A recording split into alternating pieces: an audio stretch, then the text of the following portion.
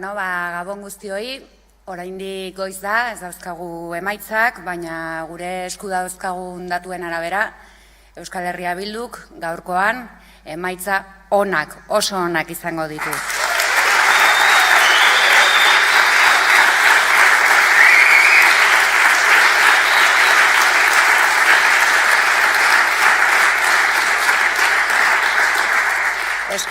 Eskerrak lehenik eta behin kanpainan parte hartu duzuen militante nekaezin guztiei.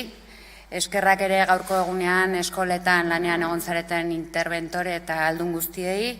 Eta eskerrak nola ez gaurkoan Euskal Herria Bildu berriro ere zuen bozkaren bidez babestu duzuen Euskal Herritar guztiei. Eskerrik asko.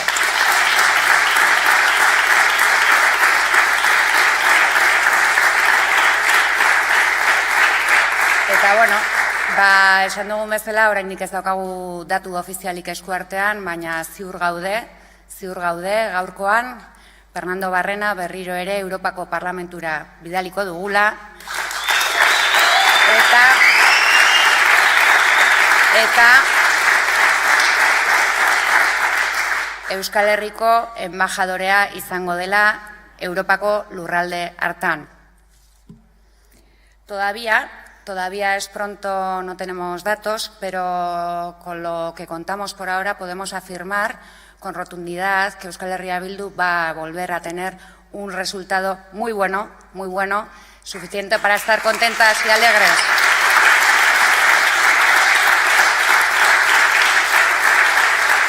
Y desde aquí, en este momento de la noche, pues decir que eskerrik asko, que muchas gracias a todos los militantes que habéis participado a lo largo de la campaña, a todas las personas que habéis estado trabajando hoy en las escuelas como interventoras y apoderadas y sobre todo a todas aquellas personas que otra vez habéis elegido la papeleta de Euskal Herria Bildu en Euskal Herria. Eskerrik asko.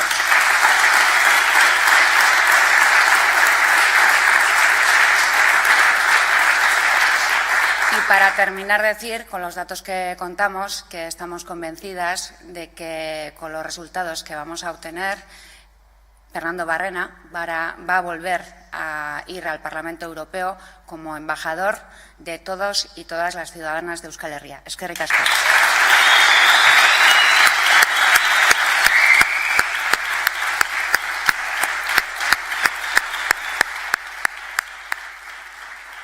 Pues itxoitera.